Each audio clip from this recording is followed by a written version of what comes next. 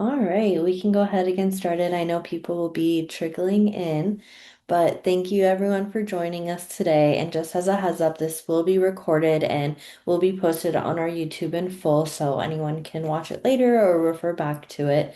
But thanks so much for joining. We're here to discuss parental burnout and the mental load, featuring our speaker Neha Darji. So I'm really happy that everyone could be here today, and thank you, Neha, so much for partnering with us to talk about this very important topic. You could go to the next slide, please. So I'll just do a quick introduction. So my name is Nisha Udin. I am the founder and CEO of South Asian Care, and we're really happy to be hosting this webinar tonight. So at South Asian Care, our mission is to advance health equity and improve access to culturally compassionate care for South Asian communities. We have a wide variety of offerings, so please visit our website to learn more. But just a few highlights are that we have a provider directory full of culturally compassionate healthcare providers. We have a resource hub including articles, blogs, and digital resources. And we also offer many community events such as this one. And next slide, please. And I'll also like to start off by introducing Neha Darji today, who is our wonderful speaker on this topic. So, Neha Darji is a second generation South Asian mom, licensed psychotherapist, and founder and CEO of We Rise Therapy and Wellness, a New Jersey-based group practice serving first and second generation South and East Asian women and women of color. Her work centers burnout, identity, trauma, and the pressure of navigating two cultures.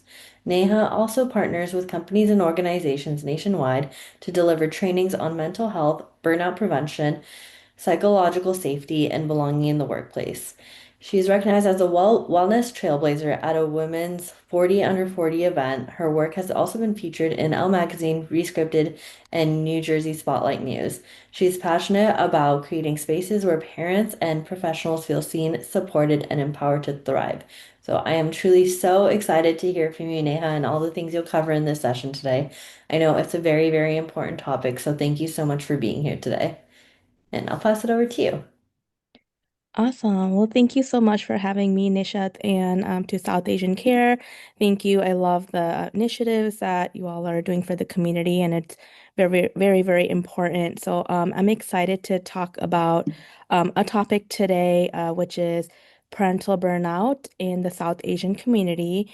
And when Nishat and I were talking about, various topics that we could cover in regards to mental health space, this is something that, we hear a lot from current parents, clients I work with, friends, family, colleagues, just kind of like struggling with navigating multiple roles and responsibilities, and also, working on their own healing and trying to be parents in this generation that are focused on raising healthy, emotionally resilient, strong kids. So I wanted to cover this topic from a mental health perspective, and as a mental health professional, what tips, tools, and just normalizing it for for you all. And hopefully what we can take away from today is learning more about how burnout shows up, so recognizing the signs of parental burnout, understanding how culture and gender roles intensify the mental load,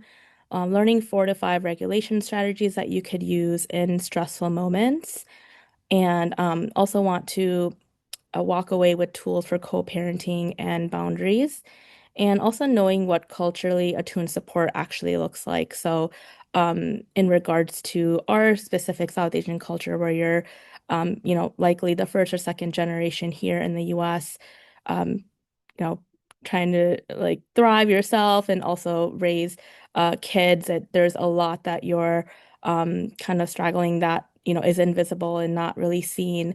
So really kind of tuning into how we can honor our unique experience and get the right type of support and care. So we'll go through the slides, and there we'll try to make some time at the end for questions. So since this is a webinar format, I'll try to go through kind of like the webinar style, and towards the end there'll be some time for questions. So just to normalize burnout, right? Parental burnout is not a weakness. So burnout, as definition, is a state of emotional, physical, and mental exhaustion caused by prolonged excessive stress from a job or other responsibilities. So basically, burnout is chronic overwhelm, emotional depletion, and a mental overload. Um, and that's when your demand is higher than your capacity. So what we're going to talk about today is that burnout is not like a weakness. It's not a personal flaw that you're not doing enough or you're not making it or you're not keeping up with what other parents are doing or what your parents did. It's an actual physiological response from your body, right? It's your nervous system response that is saying that the demands on you are larger than your capacity, your physiological capacity. So I just want to normalize that because a lot of times we're very hard on ourselves that we're not, we can't make it. We're not doing enough. We're really struggling mentally, emotionally, physically, whatever it is, and normalize that this is a physiological response. So how burnout can start to show up. So um, when you start to experience burnout, it's when your nervous system is what controls our um our it's like our manager, right? That controls all our responses towards stress. It is um it's trying to protect you, right? Because it's overwhelmed. So it might look like quick anger and snapping, numbness, or zoning out just because you're too overwhelmed or stimulated. Decision fatigue, like just freezing in the moment, I can't think. Forming resentment towards maybe your partner, your spouse, family. Um, and maybe feeling like you're reacting, whether it's towards your partner or towards your kids, and then feeling shame, right? So you might have internalized that narrative, I'm failing even while doing everything, right? Because you're constantly in this survival mode.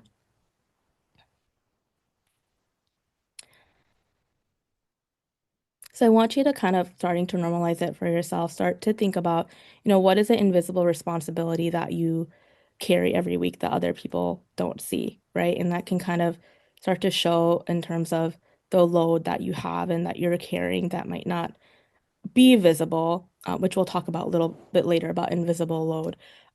But that might be, causing burnout or contributing to your burnout.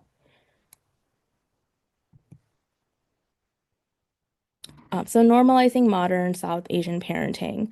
So modern day parenting is not easy, as we kind of why we came up with this topic and why we're talking about it is that there's a lot that we're wanting to strive for in this generation that, maybe our parents didn't have the knowledge or tools or resources. So in terms of emotional development, mental health awareness, we're not quite there yet, but there is a lot more awareness in terms of emotional development and mental health, right? Not only in yourself, but how you're raising your children in terms of emotionally healthy kids, emotionally intelligent.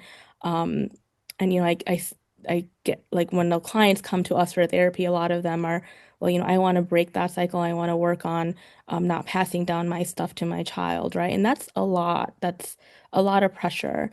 Um, and so on top of that, there's school pressure, there's modern day social media, safety concerns. A lot of us are maybe navigating or struggling professional careers, domestic labor, along with caring for aging parents, right? So being the sandwich generation, you may be raising children yourself and have aging parents, and that can really put a lot of, strained expectations on work-life balance and navigating that, um, those values and those expectations, and in terms of like extended family expectations as well. Being a collectivist culture, family is very important. So while you're trying to do all of this, right, you're also trying to maintain familiar. So, whew, take a deep breath. That's a lot, right? So it's a lot, and we're here to validate that, um,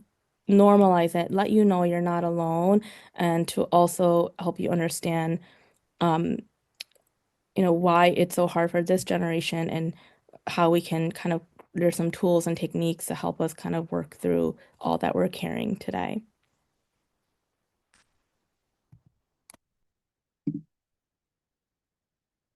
So the work behind the work. So in terms of uh,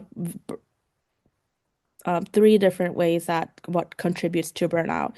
So there's visible tasks such as probably not covering all of it, but meals, school, work if you're working, appointments, chores, um, maybe caring for family, other expectations, and then there's invisible tasks, as planning, remembering, anticipating, emotional labor that goes into, being present, being regulated for yourself, for your kids, for your other responsibilities. And then the mental load of thinking, caring, preparing, and feeling responsible in multiple roles. So being a parent, child, spouse, employee, founder, whatever it is. So a lot of what contributes to the burnout is surprisingly the mental load and the invisible tasks, right? The visible things we see like those are expectations, responsibilities that you have, right? But in terms of invisible tasks and mental load, those are things that are not commonly named, um, and normalized in terms of how much goes into these things. So, um, initially, I hope this is okay, but maybe we can like drop a one in the chat if this resonates for you, if you feel comfortable. Let's drop a one in the chat and um, if this resonates in terms of oh, having to carry invincible tasks and mental load that is not always visible, but is very much there.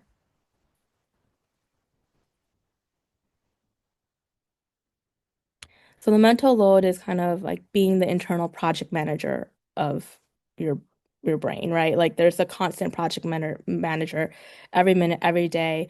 Um, so you might feel like even when you're resting, you're planning, even when you're sitting, your brain is working. So a lot of parents kind of feel like they can't shut off because they constantly feel like they're on. That means your nervous system has been hijacked into this fight, flight, or freeze state. And so that the next slide. So that means your brain is not failing, it's protecting you. So when you're overwhelmed with this, mental load, invisible labor, cognitive load, your nervous system becomes activated. Um, so when your nervous system is in this activated mode, it might turn into like a fight, flight, freeze, or fawn response. So this is a response that our physiological nervous system activates to keep you protected and safe. So it becomes into survival. So it's not a personality flaw, it's a physiological response. So fight might be anger, yelling, controlling, flight, avoidance, scrolling, kind of hiding, avoiding. Freeze might be numbness, shut down, just feeling like I don't care anymore. Fawn might be people pleasing, apologizing more to others where you feel like you can't keep up, or over functioning, right? So um a lot of times like parents find themselves constantly in this survival state where their nervous system has been hijacked. So it has been operating in this state when you don't know how to regulate your dysregulated nervous system. So that's what I hope today we'll kind of get out of is ways that we can start to regulate so that you can teach your body that it's safe and you don't need to be in this state, right?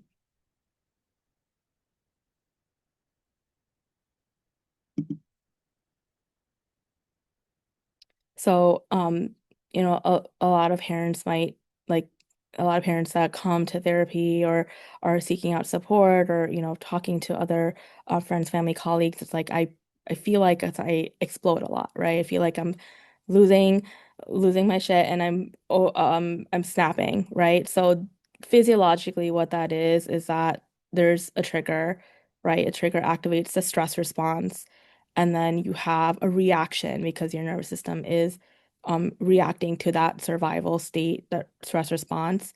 And then you might have this shame that, I blew up, I didn't mean to, um, and which might cause like withdrawal and then repeating that. So you might find yourself stuck in this cycle the nervous system. So um, where we, a lot of parents struggle with is kind of regulating your nervous system so that you're not constantly in this state, right? We have to find ways throughout our day, in the moment, which we'll talk about, um, and ways that we can regulate our nervous system so we're not constantly in the survival state.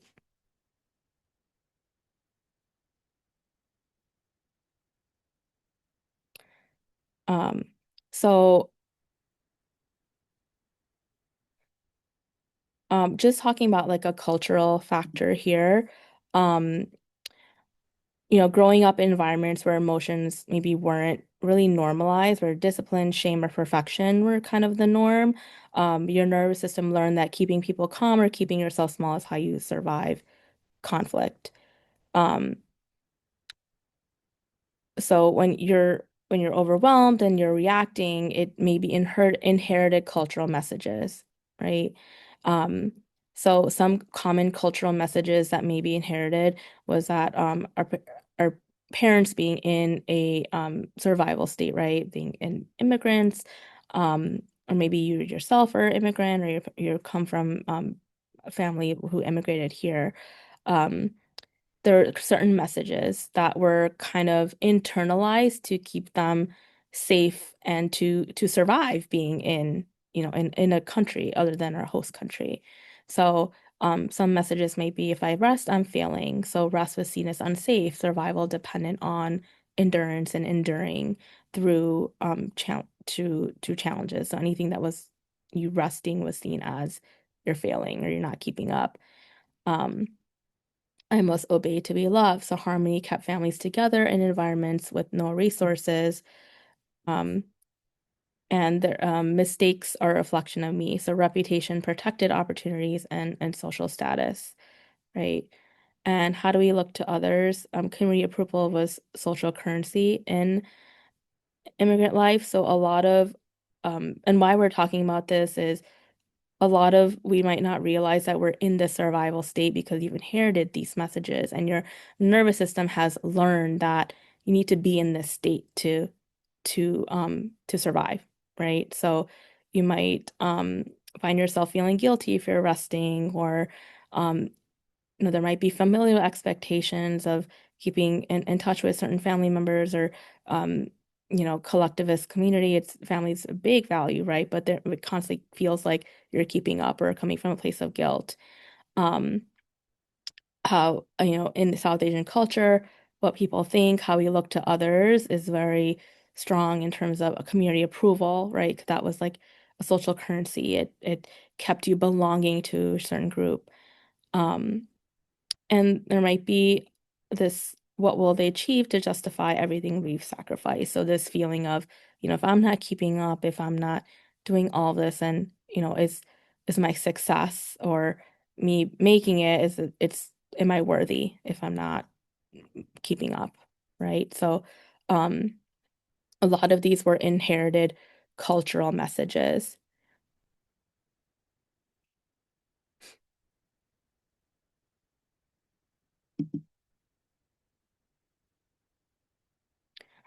Also, in South Asian culture, there might be gender roles that have been normalized that might show up as invisible labor that we talked about. So, and this is not to generalize or stereotype, but a lot of commonly, and this is through like research that was done commonly that shows up in South Asian family dynamics, the underpinning of some of the um, expectations that are like that the mothers, the women are the emotional labor carriers. So they're the ones that are managing household, emotional labor in the home, and also maybe navigating career or their individual pursuits as well. Um, Fathers may have that income pressure or be showcasing their parenting through discipline and more authoritative approaches, and might be feeling responsible for keeping stability of the family. Um, Grandparents, elders might be some traditions, expectations as well that are, maybe generational differences or expectations that might cause, um, some misunderstanding or clashes. And the community, right, in terms of reputation and performance, a lot of it is carrying that, that. expectation of um, you know, showing that you know you are able to keep up and that that you're not failing or falling behind because reputation performance is a big value.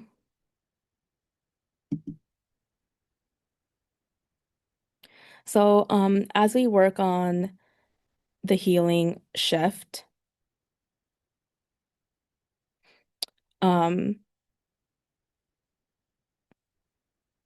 we want to talk about that moving towards from a place of survival to more of, in this generation here, how can we retrain our bodies and our brains that we are safe, right? And of course there's like responsibilities, expectations, there's challenges in current modern day, but how can we kind of hijack our physiological nervous system so that we can teach our body that these things are like we're allowed to it's safe, right? It doesn't need to constantly be in a survival state. So reframing some of these like the cognitive reframe be rest. Rest is recovery. It's not laziness. That rest is a necessity. It is something that you need to be able to be a regulated parent, to be able to show up in all your roles, um, in the way that you value, right? Disagreement is dialogue, not disrespect. So, feeling maybe guilty to kind of set your boundaries or to voice your needs or concerns, whether that's in, you know, in any relationship of yours that's a two-way dialogue, right? It's not disrespectful to share your needs or share your we'll talk about boundaries, but boundaries are kind of like your guidelines, like the way that you can be loved, right? Boundaries are not um you being rigid about and being disrespectful. It's the way these are my kind of ways that you can love me, right? This is what I need to feel loved. Um, Normalizing, a growth mindset, and not kind of getting into like a perfectionist mindset. And achievement is a form of expression, right? Not your full identity as well. Um, Pressure is a signal to you that you value and that you care, right? It's not a place of love. And sacrifice is partnership. It's not proof of worth, right? So slowly we start to understand your values and that being from a place of presence, choosing your values and then choosing how you want to respond to some of these messages that were kind of taught as survival tools and moving towards more of your own ways that you want to live and be and not operating from that subconscious survival state.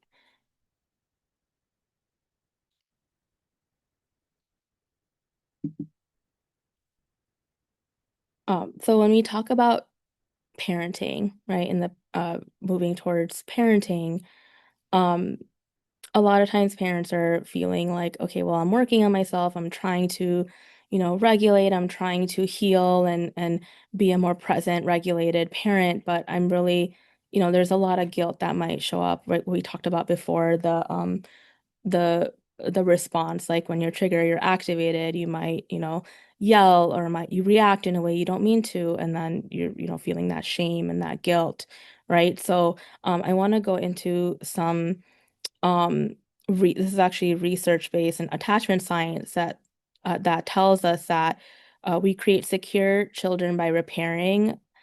And so it's okay if you are still in your process and you're still learning how to, regulate and heal and try to be more present and not constantly be in a burnout state.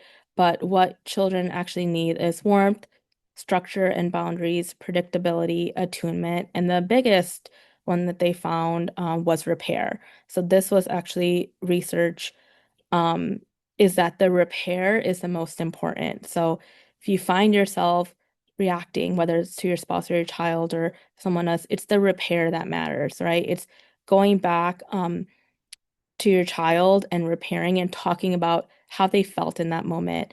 They might have felt scared, they might have felt unloved, and normalizing it for them. I'm sorry, mommy was feeling overwhelmed. was feeling frustrated. I care about you. It's not your fault. And we can work together on expressing our feelings more appropriately, right? So that does a lot of things. It normalizes for them that it's not their fault.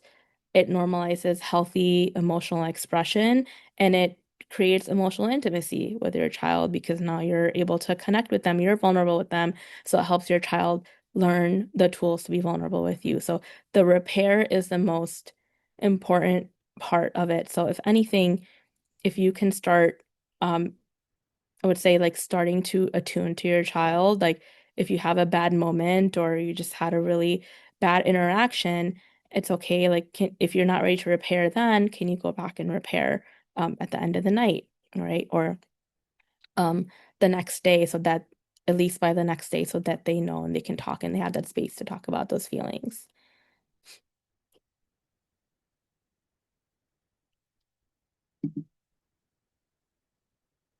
So moving into co-parenting agreements that work. So um a lot of parents sometimes feel struggles. We talked about the gender roles and the unequal weight that there might be and like mental load, emotional labor. Making sure that there is an um, emotional part of your relationship, but at the end, there's also when you're co-parenting, when you're working on raising children together, it's important that you kind of treat it also as like there's also that transactional part. There's a really good approach to this called Fair Play. It's a book. I don't know if any of you have heard of that, but it's a book. I have it in the resources towards the end. But it provides like a framework of how to connect with your partner and create a system that you're checking in, so that you feel that you can move towards more of an equal, balanced labor. So using short, lightweight systems in your week or in your day, I would suggest daily doing a 10-minute weekly check-in, right? How are you feeling? What went well today? What didn't go well today? Um, what can we do differently tomorrow? Right? So that, even like a 5-10 minute check-in with your partner on like those three questions can really help you kind of connect with each other and understand, what needs to be changed or what needs to be done to support each other.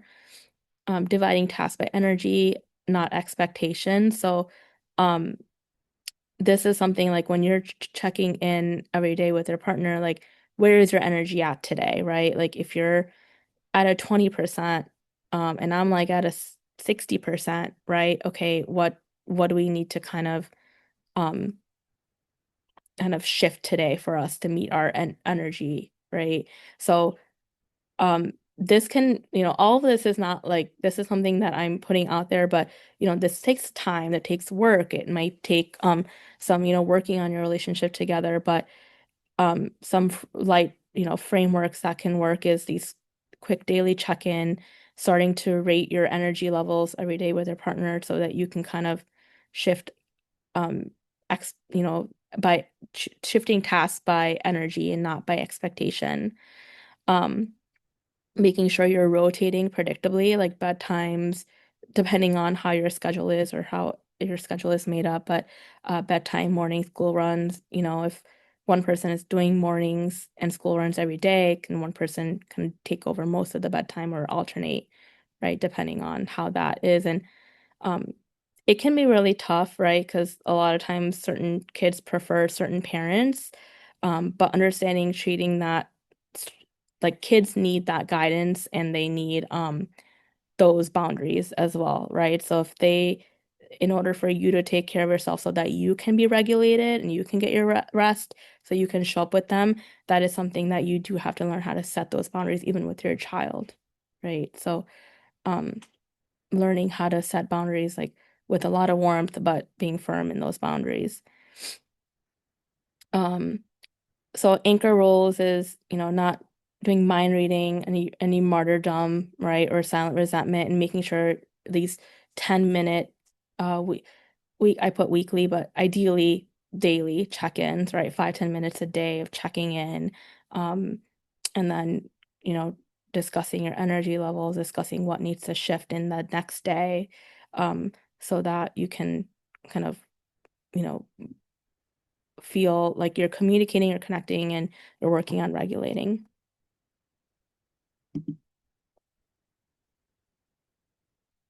And then communication, right? So good communication, not being calm, it's about speaking from regulation. So some tools that I like is um,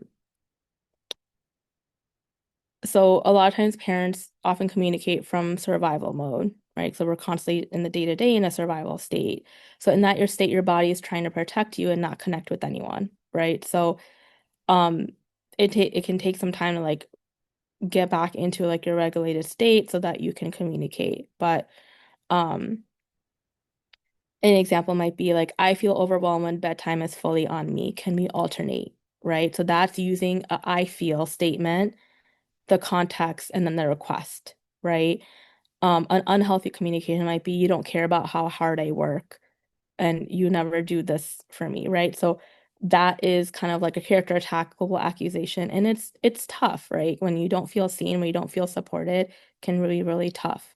Um, but I always say like try to use that take, regulate. You'll learn some regulation tools. Regulate, use the I feel, and then the context, and then the request, right? So stay focused on the behavior and the need and not the identity, because the identity will push the person away and it will not bring that person back to into the conversation. Your goal is to collaborate and to connect, right? It's not to push the person away. So um always focus on the I feel, the context of what what that behavior is, you know um I feel overwhelmed in the morning, you know can you take over making the lunch before you leave for work, right? So under and that that's from a place of not this like martyrdom or this pressure on yourself to do it all, right? Like understanding um the feeling, what your feeling is, the need and the request, right?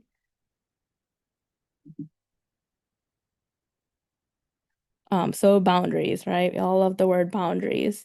Um, so I know boundaries are very tough in our culture. Boundaries often feel like betrayal. Um, but emotional safety, whether that's with your partner or your family, with friends, is impossible without them. So we have to kind of reframe what boundaries are, right? Like I said before, boundaries are a guide that you share with others on how to love you, meaning how to be in a relationship with you, right? Um, so when you shift it to that, it's like you're giving them guidelines, right? So it's not it doesn't have to be defensive, it doesn't have to be angry, and just understanding that it is okay to have boundaries, to be able to feel a balance in your life, right? And you can have your values, but also have boundaries at the same time. So, um, something we talk about cycle breaking does require limits, right? And if we're kind of moving towards, um, breaking generational cycles, it will require some boundary setting. So when we're setting boundaries, um, it might feel like rejection, right? Because they were never modeled. But remember this, emotionally healthy families are never boundaryless. Emotionally healthy families always have boundaries. So if we're working towards being emotionally healthy families, we're going to need some boundaries. So try to keeping the boundaries structured, predictable, and respectful. Um, so short, respectful, consistency is important. So if there are certain things like, okay, um, well, only on Fridays we communicate, right? Or so keeping them short, respectful, repeated consistently, um, not explained or defended excessively. And I think this one is huge, is having compassion for that person for adapting to your boundary, right? That's where that you don't have to be defensive. Like you can have compassion to that. You can hold your boundary, but have compassion for that person for adjusting to your boundary. Like, I appreciate you understanding. I appreciate you, um, I love you, but here, this is my boundary and I appreciate you understanding that, right? And so ending with that compassion is always going to be helpful. So it's not coming from a place of, and, if you are not used to setting boundaries, when you start to set boundaries, people will not like it. They will not like it. They will, kind of protest. They will, you know, not, say mean things or that. And, but, you have to understand when there's things that have not been done before, right? That's going to happen, but you can have compassion, you can still love and set your boundaries appropriately. Okay.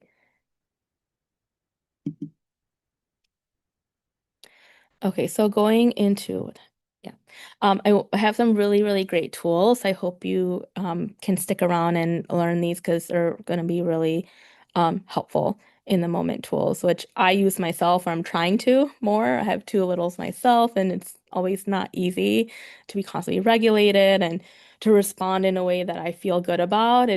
That's not easy at all, but right, but these are some tools that are like actually physiologically like evidence-based, they work at that. I hope that you can kind of take from today.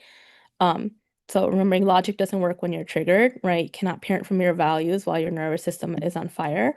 So um, regulate always first, then respond, right? So these are tools that you can use in the moment, but to be a regulated parent, it does require you to kind of, set boundaries, understand what your needs are. Um, Getting good sleep, making sure you're eating on time, you're sleeping, you're getting some time to breathe throughout the day, like getting some movement, like the essentials have to be there, right? Um, and these are some tools that can be helpful in the moment. So 4-7-8 breathings is something that I teach my clients a lot. So you're inhaling for 4 seconds, hold for 7, and then exhale for 8. So why you are exhaling for 8 is because when you're exhaling for 8 seconds, that's what you're signaling to your um, vagus nerve to be not from a reactive uh, fight, flight, or freeze state to a regulated state. So you can use this tool when you're, feeling like you're just getting overwhelmed, overstimulated, there's a lot happening, there's bedtime stress, maybe your child's having a tantrum or just noticing yourself getting activated and like, those I'm going to explode moments, right? So this is something that you can signal to yourself, okay, do 4-7-8 breathing. I would suggest you do this like 3 or 4 times and it will signal to your nervous system to be in a more present state with more clarity.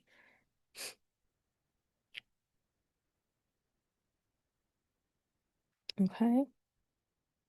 So something about nervous system. So it's like the thermostat of our body, right? So if you these tools kind of drop that temperature, right? So as your temperature is rising, these are like thermostat adjusters. Um, and so it you don't need to like think yourself, you just need to physically do these things. Um, so name it to tame it is naming the emotion you feel instead of reacting from it. So how to do it. So in that moment, whatever you're feeling, say it to yourself or you can say it out loud.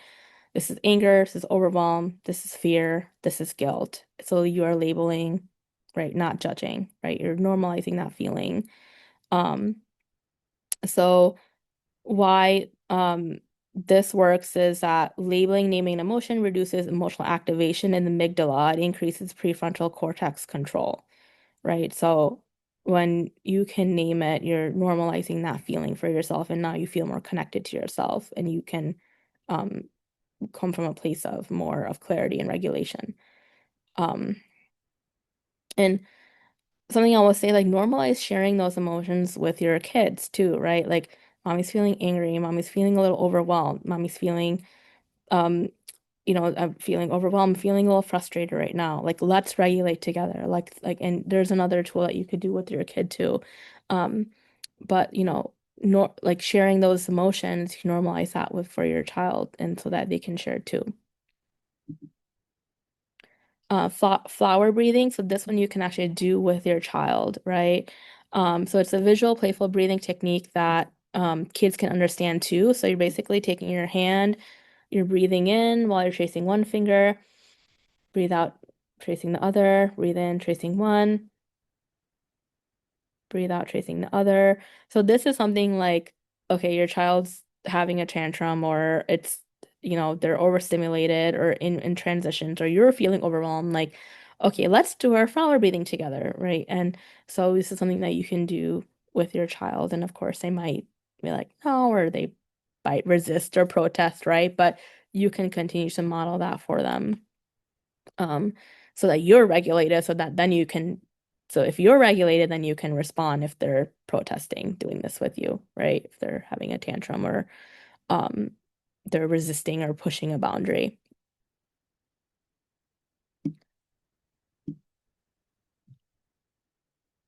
The cold water reset. So this is rapid exposure to cold to interrupt your emotional escalation. So like splash your face with cold water. You can put your hands or your wrists under like cold water for 10 to 30 seconds. You can get ice cube or ice pack and put that on your face. Um, this is really great for anxiety. So if you're feeling panicky, if you're feeling anxiousness, this is a really good reset for that. And it really helps to just reset your entire nervous system as well.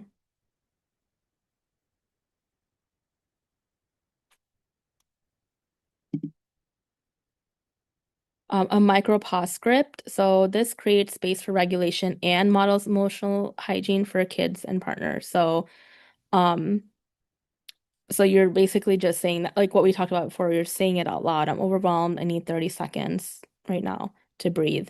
I want to respond calmly, not react. So if you're feeling like the need to react, you're just saying out loud what you're feeling, right? So I'm feeling overwhelmed. I want to respond calmly. I don't want to react right now. So just saying that before you even say anything further, it's a micro pause script. So it's that time, it gives you time to regulate, right?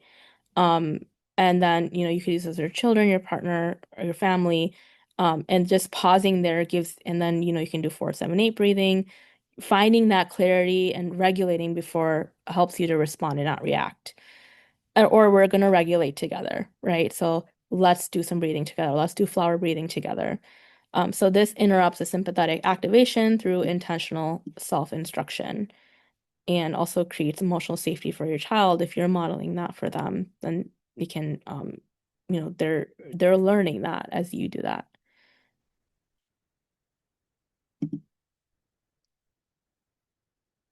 I think we talk about, oh, okay. Actually, okay. So those are some tools those were 5 different tools that you could use um for regulation in the moment, right? And this just like anything, right? As you're growing, as you're learning, it does require patience, it does require practice, it does require consistency.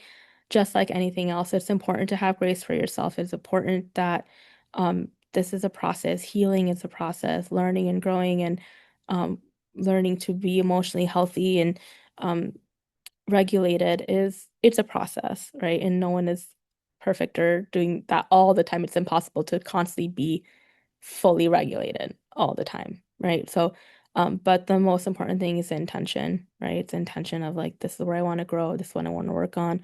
I want to try these tools, techniques. I want to get support, maybe that. And so that brings us to resources.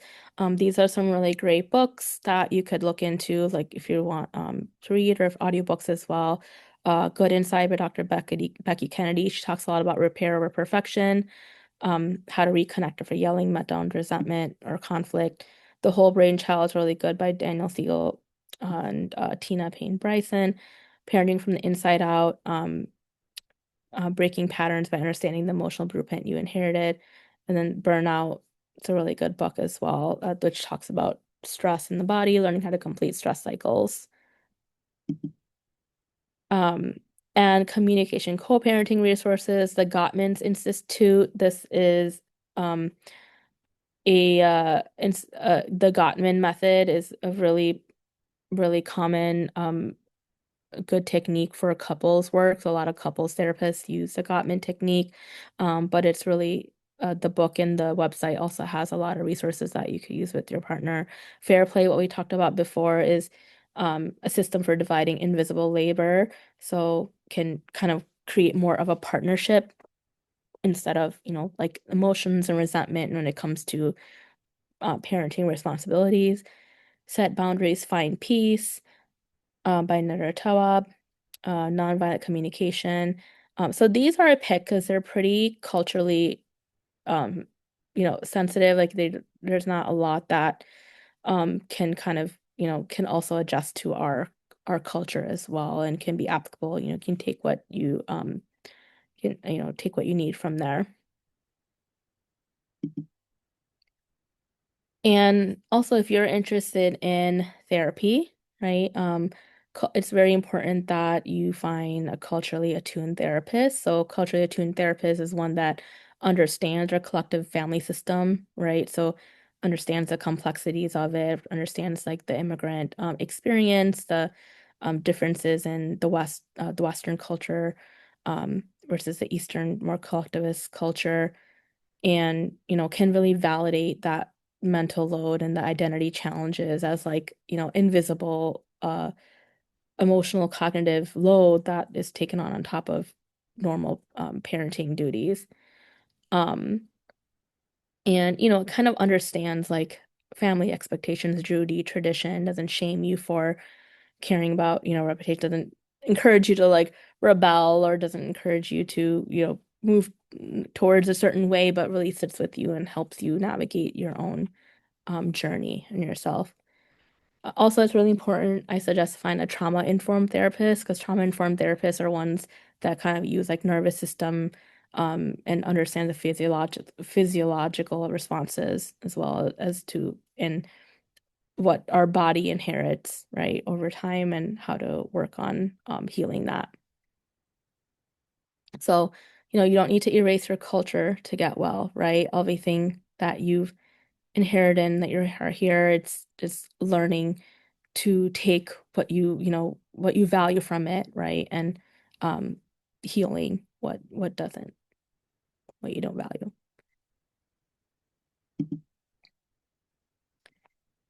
So yeah, we have about like 10-ish, 10, 12 minutes left, but thank you for joining. This is a time if anyone has any questions, happy to answer questions. If you're interested in South Asian care, they have a lot of great events, virtual events. You can scan to learn more and stay on the newsletter. We Rise Therapy and Wellness. We also have, so we're a mental health practice. We see clients in New Jersey, and we have a great team of therapists. We're onboarding a few new therapists, and that are all culturally sensitive and and we have resources, tools, support that we send out through our newsletter as well. So if you're interested, feel free to join our newsletter. Amazing. Thank you so much, Neha. And yes, this would be the time for Q&A. So if anyone has any questions, feel free to put it in the chat box or come off mute. We do have one question that came in during our session. Mhm.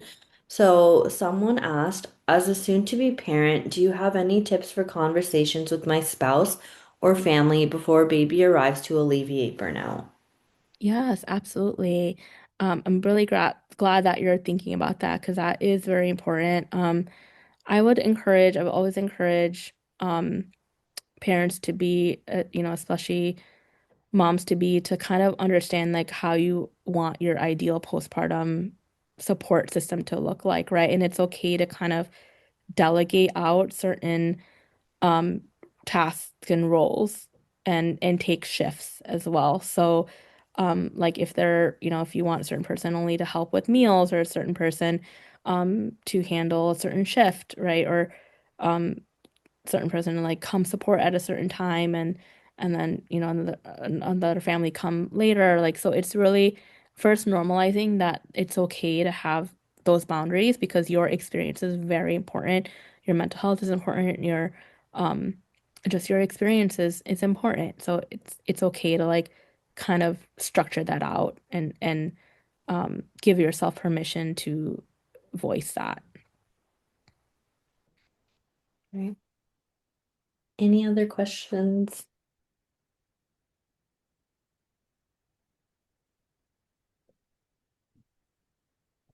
And if anyone can't think of anything right now and think of something later, feel free to get in touch with Neha too. I know she's always available if anyone has anything that comes to mind.